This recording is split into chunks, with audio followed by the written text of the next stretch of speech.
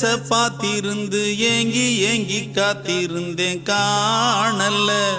மணி 7 8 ஆன பின்னும் ஊரடங்கி போன பின்னும் சோறு தண்ணி வேணும் இன்னு தோணல்ல.